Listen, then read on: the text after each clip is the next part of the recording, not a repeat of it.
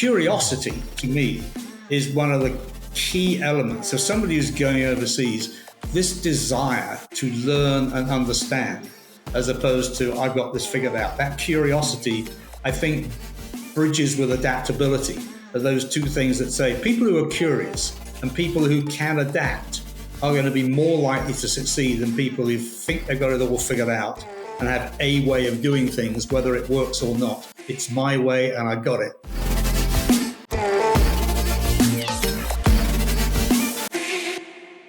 Welcome to International Business Today, where we discuss the most critical issues in international business with top academic experts and thought leaders. I'm Paula Kellis-Jury, a professor in the International Business and Strategy Group at Northeastern University's DeMoore McKim School of Business, the sponsor of this podcast. Today, I am happy to be joined by Julian Dalzell. Julian is a senior lecturer of management in the Darla School of Business at the University of South Carolina. Before becoming an academic, Julian had over 40 years of global leadership experience with Royal Dutch Shell. Julian is also the co-author of Talent Without Borders, Global Talent Acquisition for Competitive Advantage. Julian, welcome to International Business Today. Thank you. It's a delight to be here, Paula. I'm very excited at the opportunity to visit with you. Oh, it's just so wonderful to be able to talk to you. You have had over 40 years at Shell as a global leader. Tell us a little bit about that journey. Where did it start? Well, it started in a rather unorthodox way, to be honest. I had dropped out of a teacher's training college, trying to learn how to teach 7-year-olds, which I would tell you is the perfect training for dealing with executives. And I basically was looking for a job. And I saw through my careers officer, there was a job for a sandwich course trainee, which we would call a co-op over in the States. And it was in operations. It was in distribution. So basically working with truck drivers and storage depots. And they put me through that for the first assignment. And then I was told, I went to college for 6 months, came back, and they said, right, now you can choose one of these departments in head office. And I looked down this list of departments, and they had things like road and rail equipment and leakage and loss control. And I thought, oh, my heavens, this is not for me. And then way down at the bottom, it said industrial relations and manpower, and said, that's where I'd like to be. And they said, oh, no, sorry, that's sort of secret, and it deals with unions, and we can't put trainees in there. And I said, but it's on the list. Yeah, but we can't put trainees in there. I said, it's on the list. And they said, well, okay. I said, look, how about you just let me have an interview with the department? If they turn me down, I understand. So they agreed to that, and I went along and actually got accepted as a trainee there.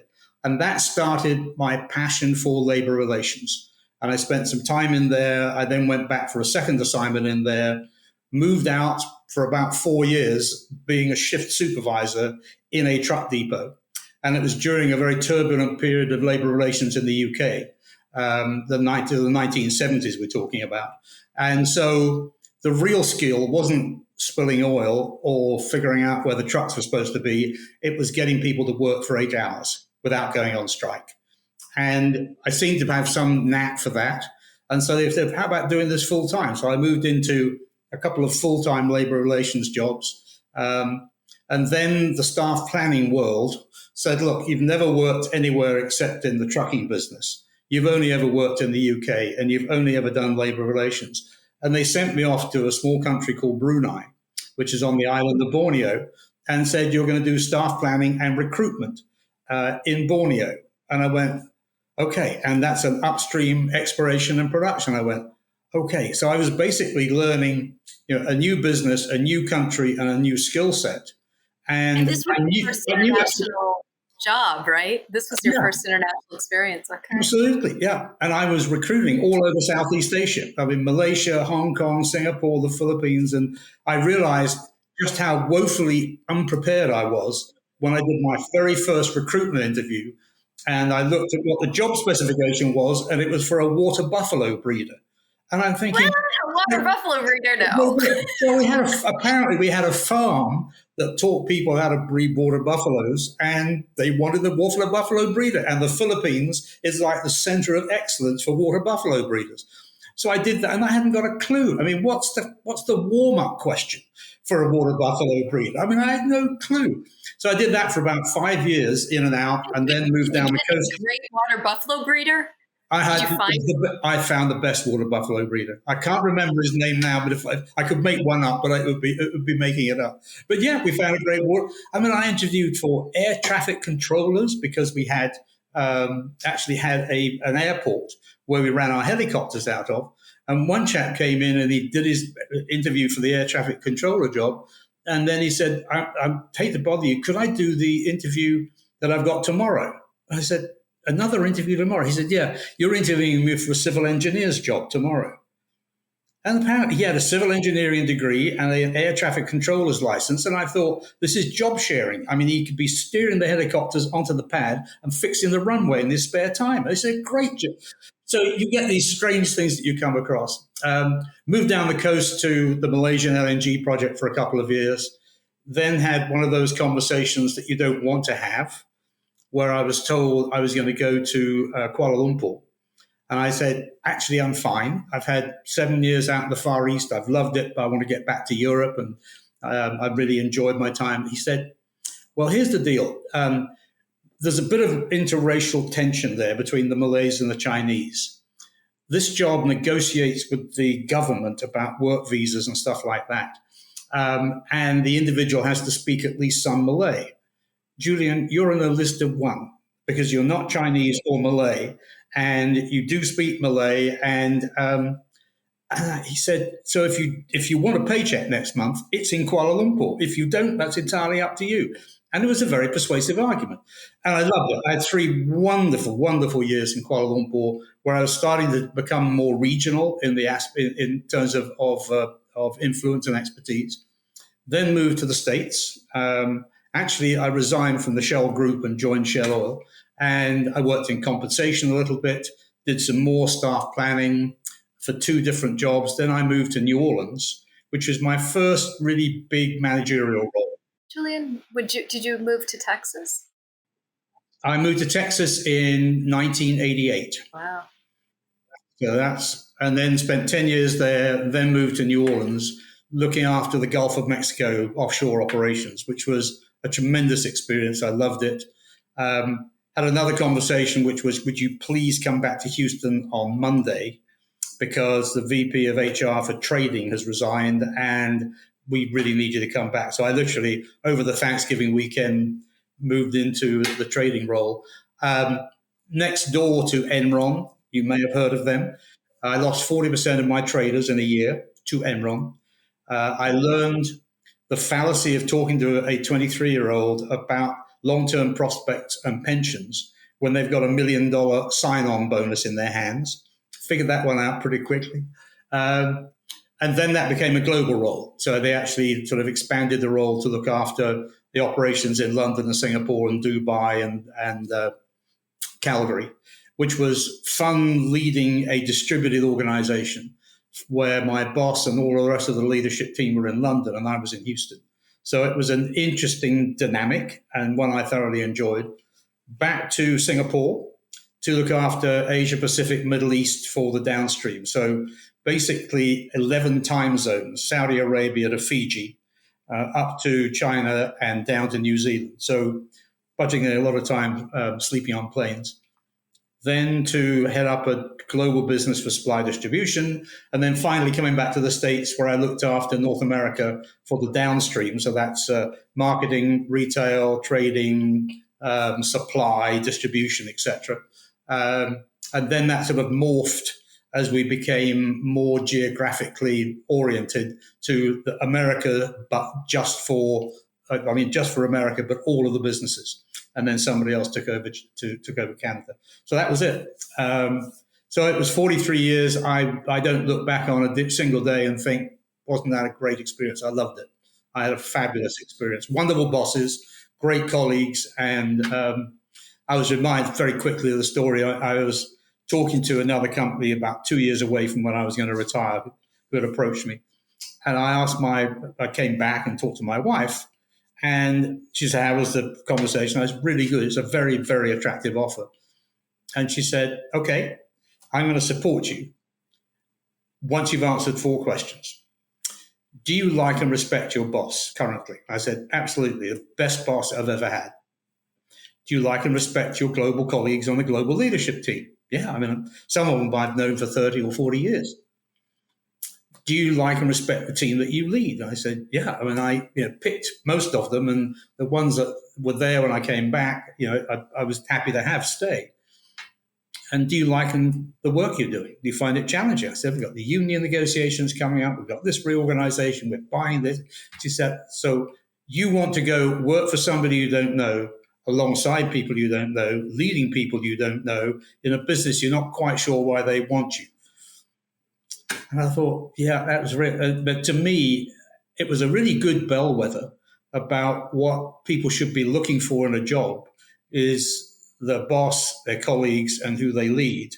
And the nature of the work. Is it interesting and fulfilling? Purpose. So it served my purpose. And I'd never considered moving anywhere else after that. I mean, I'd been there for 40 years by that stage.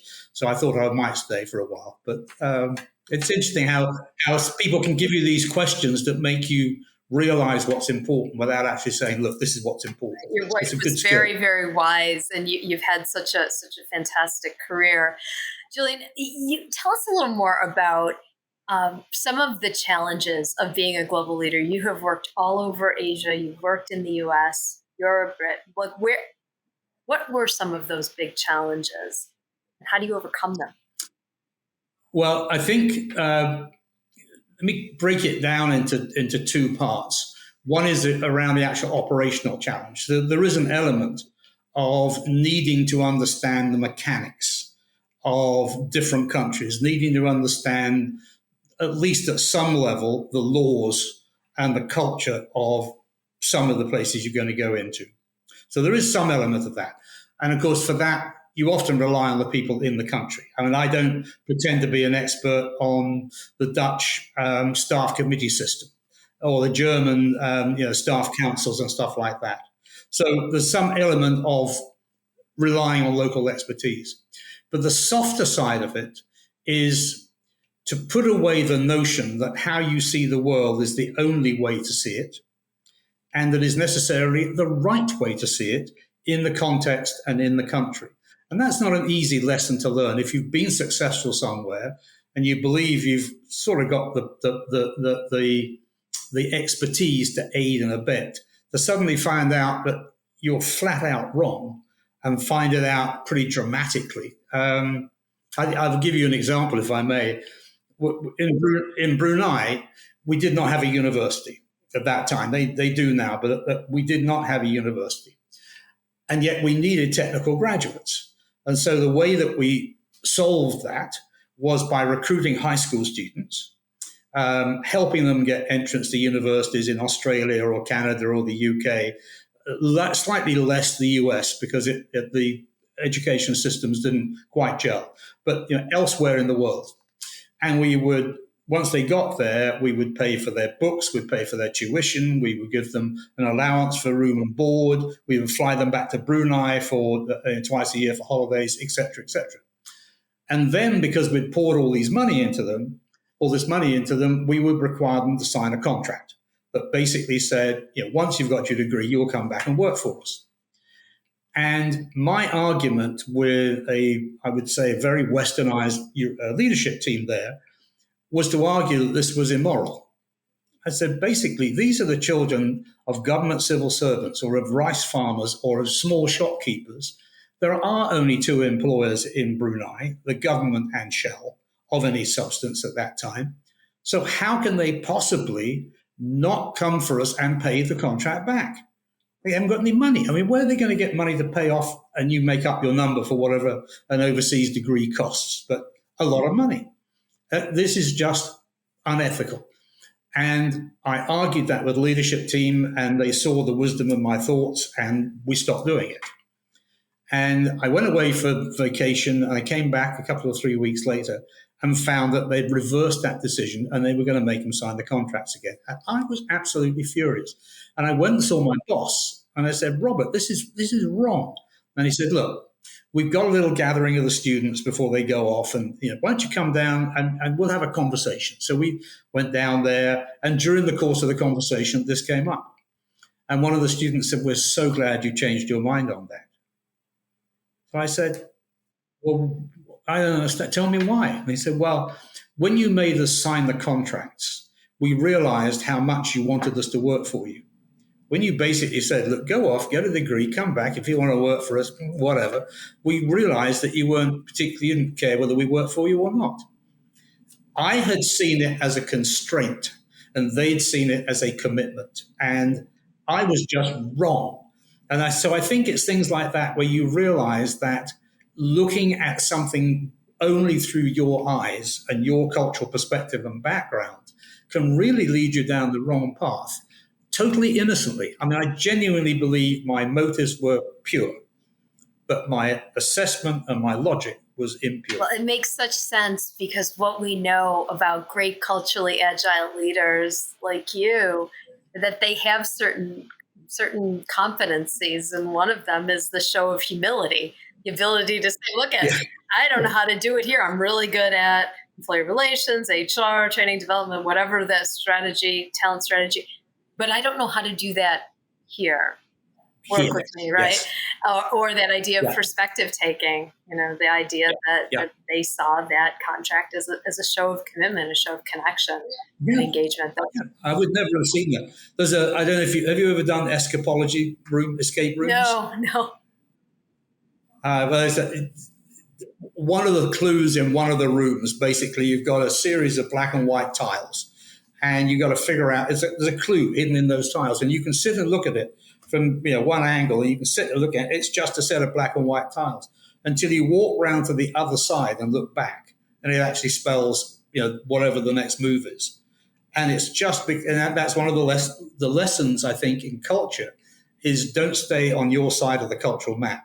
Walk around to the other side and see it from the other perspective.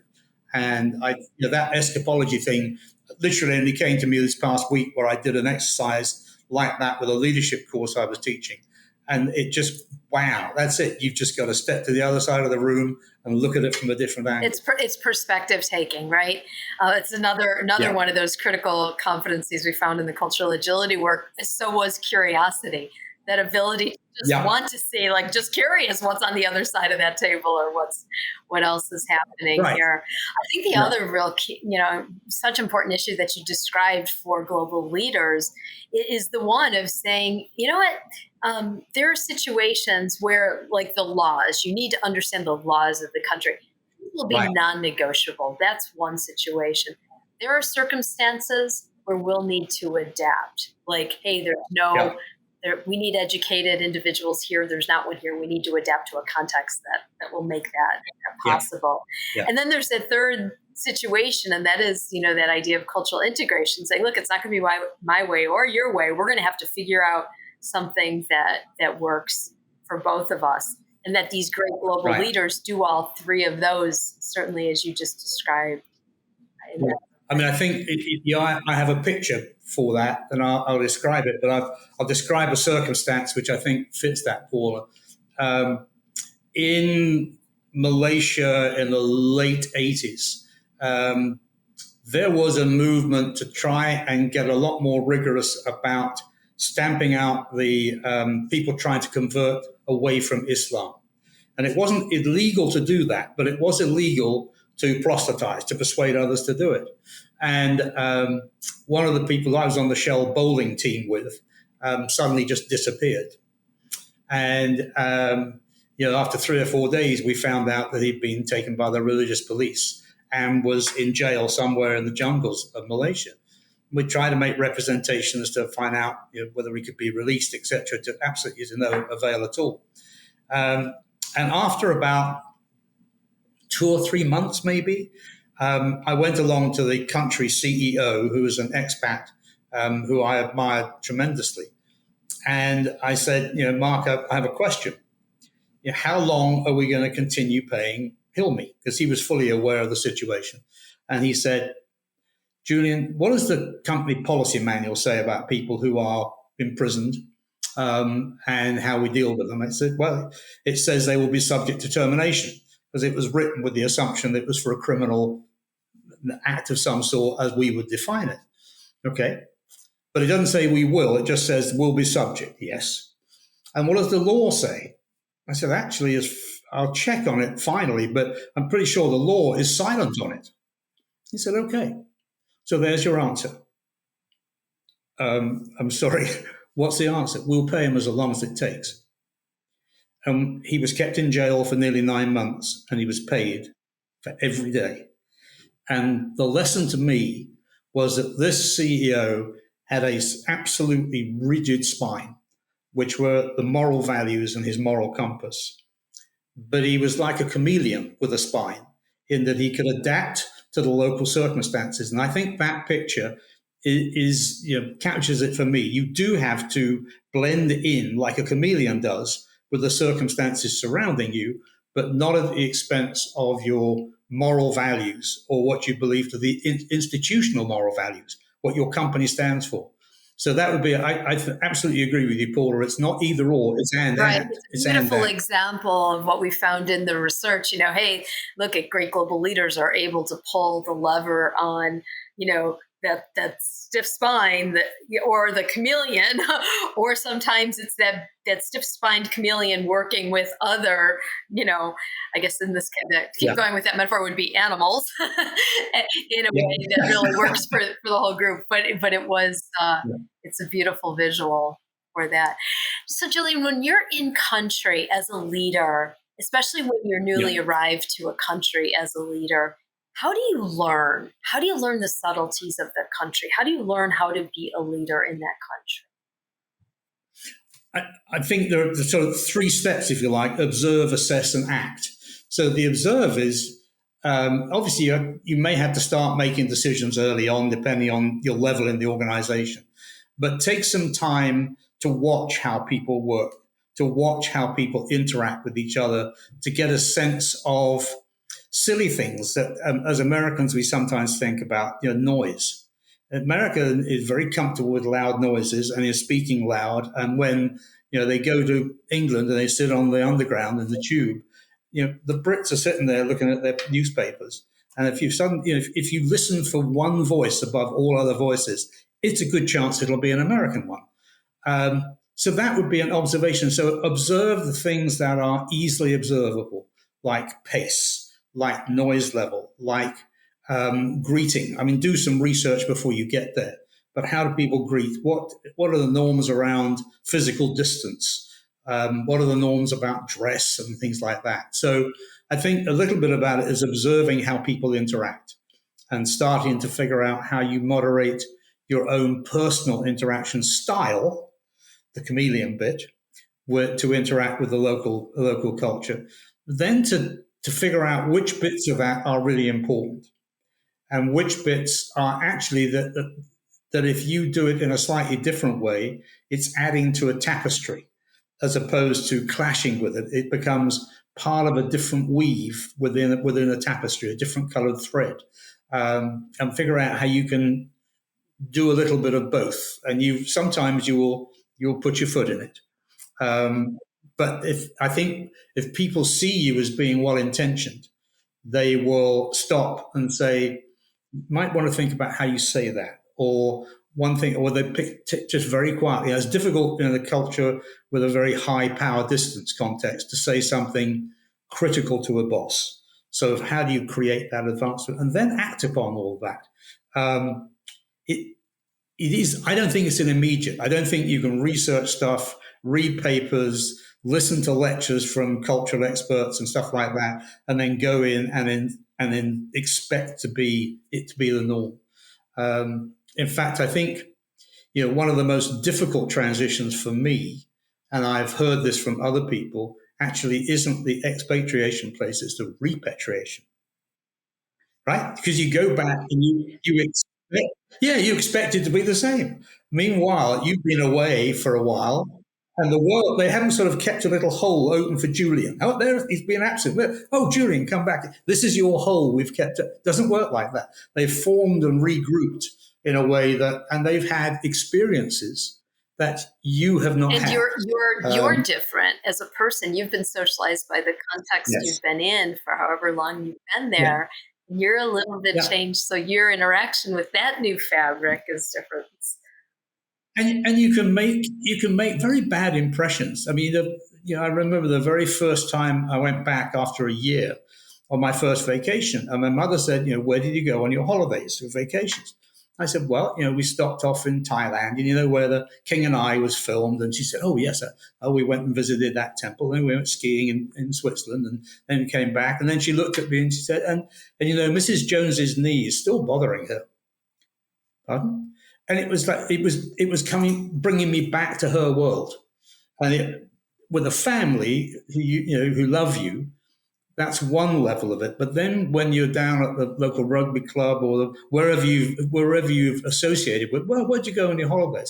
I went to Fiji and did this and all the rest of it. Oh, look at you! And so you can create a really bad impression where all you've done is just answer the question, but from your new perspective, and you have changed as a result of that. Yeah, that's why internationalists tend to find the greatest ease with other people who are internationalists for that exact reason. Absolutely. I think for me, I know I just say, oh, same old, what are you up to? I'm just like, sometimes I don't even bother for that reason, right? Because it's a different context. It's a different context. Yeah, like you, we just went for a beach and, a little sunshine, a little waves. Little sunshine, little beach. Yeah. So, Julian, I want to go back to, I think you had, observe, assess, and act, because it's what's really beautiful about that is it sort of speaks to what we know in cultural agility to be so important. And that is really building out that awareness. And like you're saying, some of that awareness is good to have going in. So this psychologist in me has to say, the idea that you'll then see what could potentially be different if you're aware that it might be. But most of it happens in real time. Most of it happens in real time through social modeling, observing, someone saying, Julian, you could be a little bit better at that, at doing this presentation by doing it this way or that way. So much of what we know about great global professionals is that they're great at getting the environment, people within the environment, to help them learn it. And it sounds like you've had some really wonderful cultural coaches, mentors in contexts that were very hierarchical. People were willing to say and share and help you be effective. I had one particular occurs to me. He was on a sort of hierarchical peer level as me, but he was going to be sent off to London to get trained in the dark arts of staff planning and talent development, and then come back and be my successor. So he was head of labor relations and was to come back as the head of talent.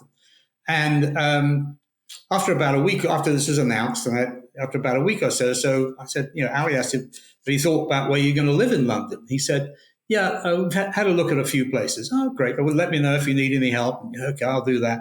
And then a couple of weeks later, I said, so have you narrowed it down? Yeah, we probably 3 or 4 areas. Okay, well, let me know if you need any help. Yeah. And then another week, and I said, Alias, so I don't want to bother you, but you've about 3 weeks you're supposed to be in London. You need to be narrowing down the places you're going to live. And he said, I said, I'll ask you a question. Are you excited about going to London? And he said, no, I really don't want to go. And I went, well, why didn't you tell Hassan, who was our mutual boss? He'll understand. I mean, he's a great guy. And he said, no, I can't do that. But you've worked with him for 20 years. I mean, you're friends. And he said, I can't do that. He will know that I don't want to go. And about a week later, he came back and he said, Ali, Hassan asked me the day if I didn't want to go. So I said, great, but wouldn't it have been more efficient to have just told him that straight up? And he said, possibly, but not as effective. It's the way that we communicate as Malays. And it was, he had a very clear picture about the culture of which he was an integral part, and his boss was the same. And this idea of my view of this being inefficient, and his view, the goal is to be effective, not efficient. And that mattered more, to respect the culture, respect the power distance, and deal with it, knowing that having confidence that his boss would pick up on it. So I think he was a great mentor. He didn't say stupid thing to say, Julian. He said, yeah, And he it may not be as also if modeled that high context speech. Again, it's just such a beautiful example of both sides of the equation for culturally agile leaders. It's that all that awareness yes, building that happens a little bit before, a lot during, through the relationships that you build. But it's right, all those competencies that you have as a leader to learn from the environments that you're in.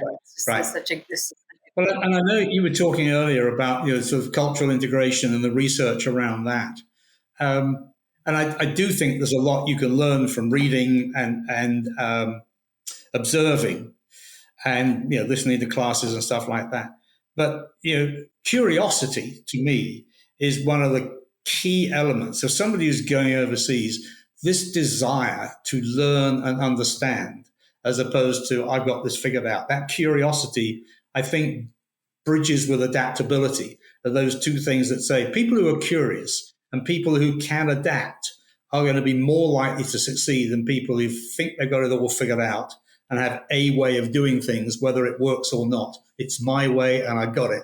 Does the research bear that out? It does. You're naming almost all of the key competencies. So tolerance of ambiguity, that ability to go from the UK to Brunei going, sure, why not, right? That ability to suspend for a while in situations that you really cannot interpret. You would say observe, but that's that, one, tolerance of ambiguity. Curiosity, exactly as you described, that just kind of keep either searching for yourself, asking lots of questions, just trying to get to truth and better understand the situation. Resilience, you mentioned that, sometimes you're just going to fall on your face. It's going to happen. It's going to happen more the more we work internationally. It's just very natural. Relationship building, certainly perspective taking. They're all, and humility, they're all critical. All six of them keep coming out in the literature and certainly in practice. Oh, good. I'm glad. I think the other one I build in there, and you've obviously got this in large quantity, is a sense of humor. You've got to be willing to laugh, because if you don't, you cry. You just say, I can't believe I did that. Right? It's embedded in resilience. If you can't laugh at yourself, do not do global work, because you're going to do things. You and I could just do a whole episode just on the funny things that we've done globally. Oh, yes. Yeah, we could. Yourself globally. But I'm not sure if it would be fit for public publication. Right. Julian, thank you. Did I really do that? That was so silly. This is just so wonderful. I know you've got an interesting story just as an academic. So you're a professor in University of South Carolina, a business school professor, but it wasn't always that way, right? So just give us a little bit of your educational background and then some advice, and we'll end it there. Well, I think, I alluded to it earlier on, which was I decided I wanted to go off to a teacher's training college in England. So my father had been a teacher. I don't know, it seemed like a default option. And so and my majors at high school were French and Spanish. So I was going to be a modern languages teacher. That was my goal. After 12 weeks, I realized this was not going to be one I'd be good at. I didn't see myself in a classroom teaching unruly 7 to 11-year-olds. It just didn't seem to be what I wanted to do. I had no clue what I was going to do. I was put in touch with Shellmex and BP and got interviewed. They put me onto a sandwich course, which would have led me to having a degree. And after 2 years, I was enjoying labor relations so much that I said,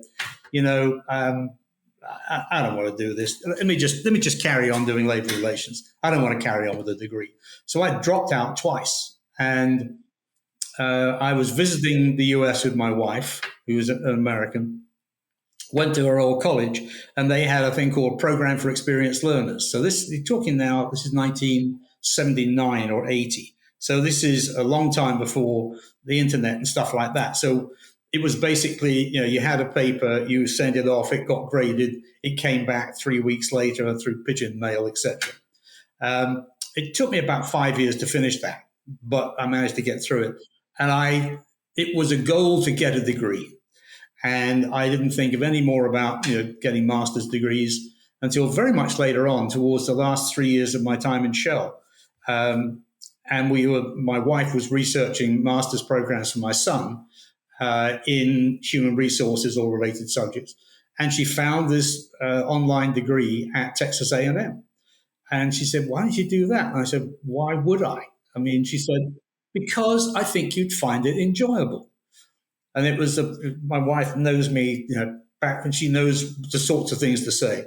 And so I was doing this master's degree, and I had a possibility of thinking about maybe teaching at a junior college or a technical college when I retired, but it was a vague notion in the back of my mind. But what I had done quite a few of were guest lectures at universities from which we recruited HR professionals. So I'd been to Illinois and Michigan State and Cornell and Texas A&M and a few others, and the University of South Carolina.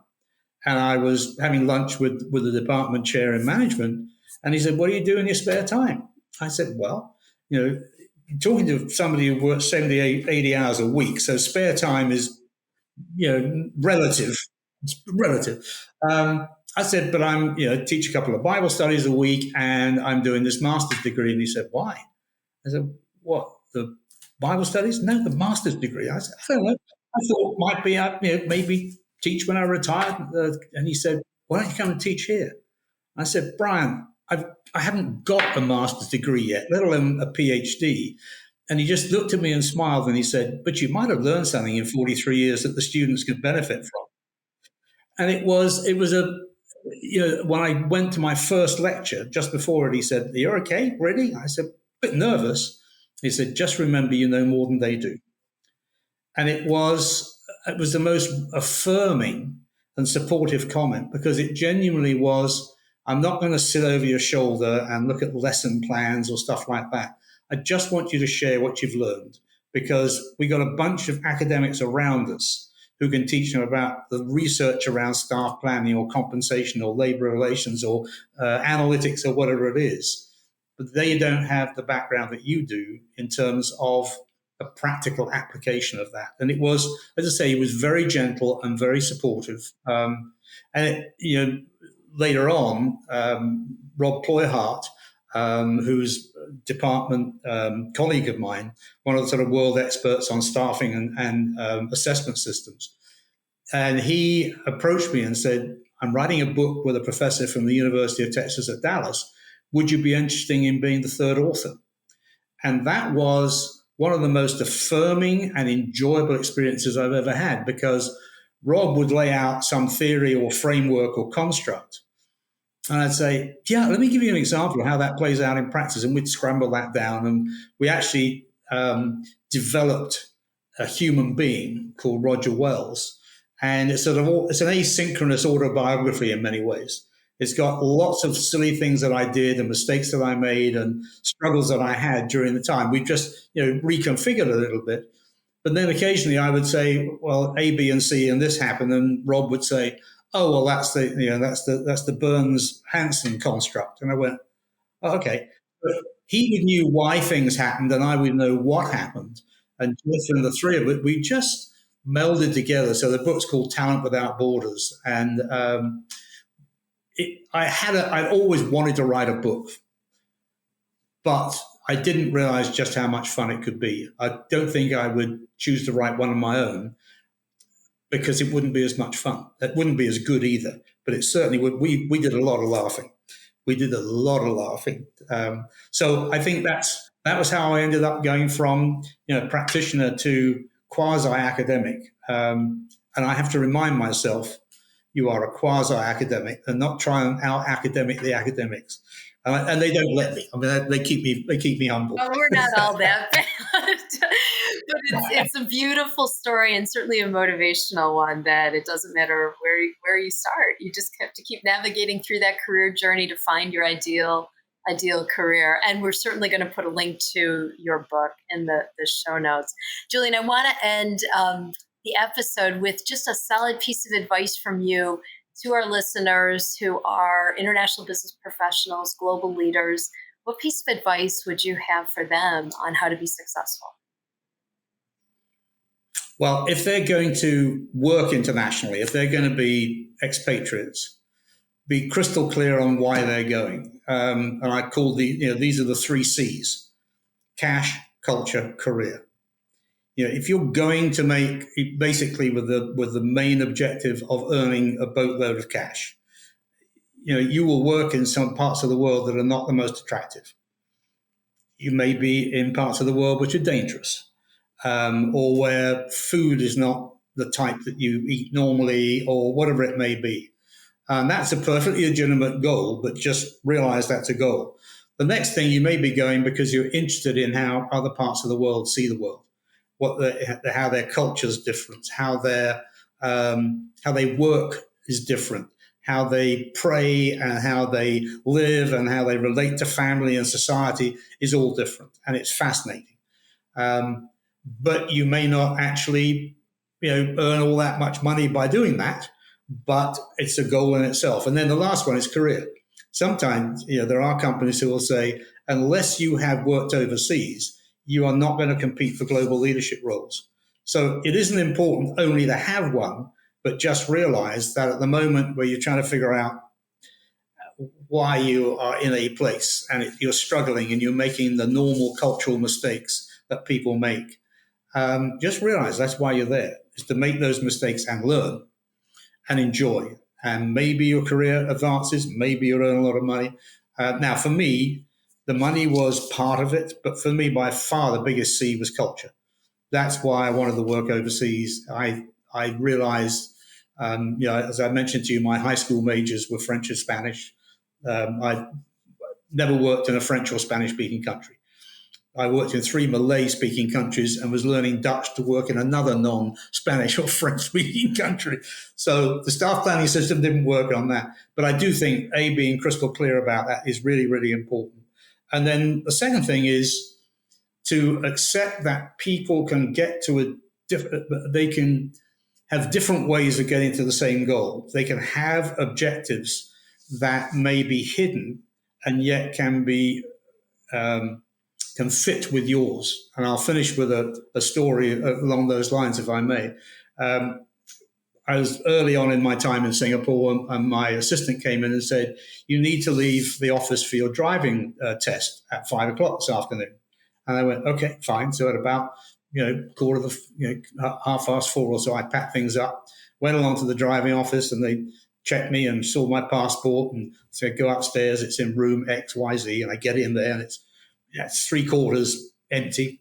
And I sit down there and they said, okay, we will come round and check your credentials, but start the test now. So we started the test and I was 3/4 of the way through it when they eventually got to me.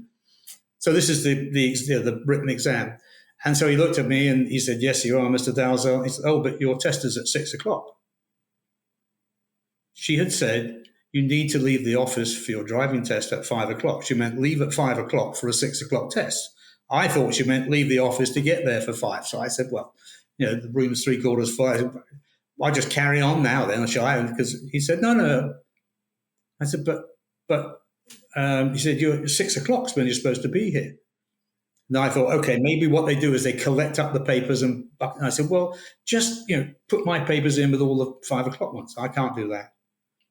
So then the thought occurs to me, maybe there's a different set of questions at 6 o'clock. Are there a different set of questions at 6 o'clock? Oh, no. So what do you want me to do now? Leave. And I said, well, how long is it going to take before I can get another appointment? Come back at 6. So I left.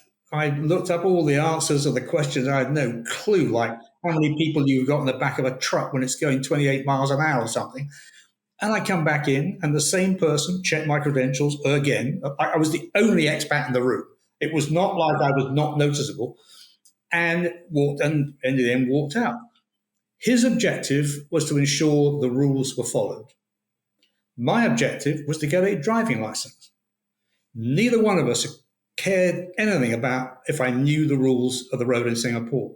So it's my simple example of try and find out what people's objectives are and see if you can find a common path rather than necessarily looking for a common objective, because they may or may not exist. But if you can agree on a set of actions that can get you their goal and your goal, you're good to go.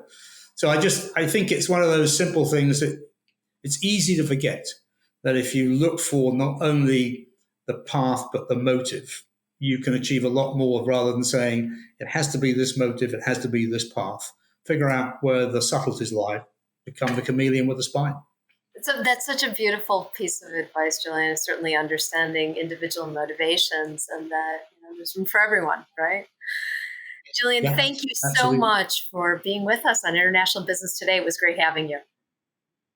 Welcome. Thank you so much, Paula. I've enjoyed it thoroughly. To our listeners, thank you for joining us for today's episode of International Business Today.